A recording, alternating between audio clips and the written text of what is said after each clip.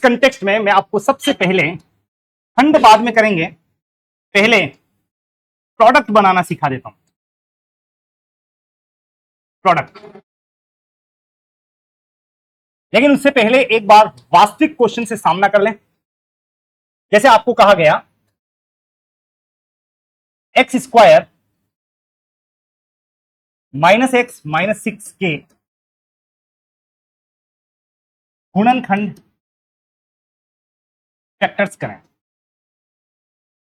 बाद में आपको इसी क्वेश्चन में कहा जाएगा कि मूल रूट्स, जिसको आप कहेंगे शून्यांक, जीरोज, याद करें। सबसे पहले तो क्वेश्चन को समझना, लैंग्वेज समझ आ गई तो आप क्वेश्चन को आराम से डील करेंगे। जब मुझे यह कहा जा रहा है कि इसके मूल या शून्यांक ज्ञात करें, तो इसका सीधा मतलब है एक ऐसी वैल्यू इसमें प्लेस कर दें जो इस पूरे को बना दे कितना, 0, वो कहलाएगा शून्यांक।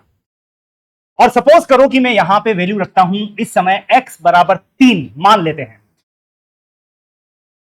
तो चेक करो 3 का स्क्वायर कितना होता है, 9, माइनस 3 माइनस 6।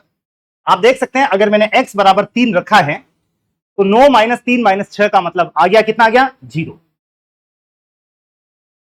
अच्छा एक काम और भी करते हैं, x बराबर इस बार में -2 लिख के देखता हूं, -2।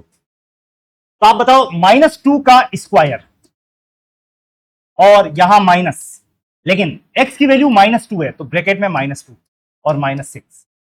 एक बार वापस देखें, x बराबर कितना है, -2 का स्क्वायर माइनस का 2 -6, -2 का स्क्वायर, 2 का स्क्वायर कितना हो गया 4, और माइनस का स्क्वायर क्या हो जाएगा, plus, minus minus plus 2 -6।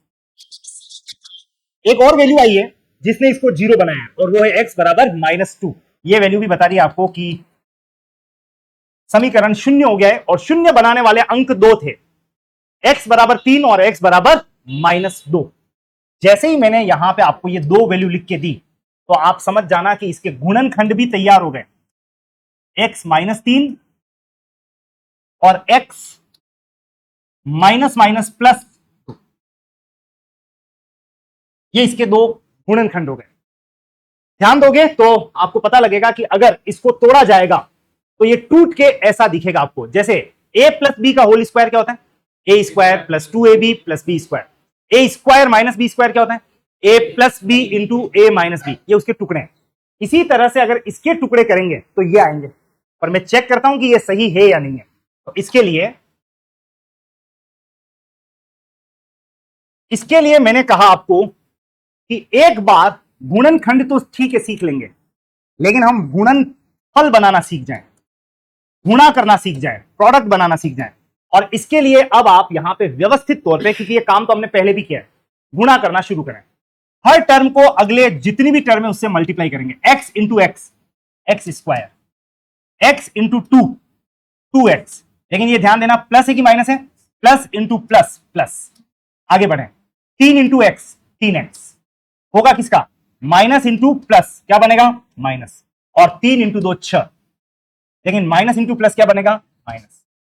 Check करो, एक्स स्क्वायर 3x और 2x, 3 में से 2 गया तो 1x, लेकिन ये होगा किसका, माइनस का, और माइनस का 6। बिल्कुल ठीक है, अब बोल सकते हैं x square minus x minus 6।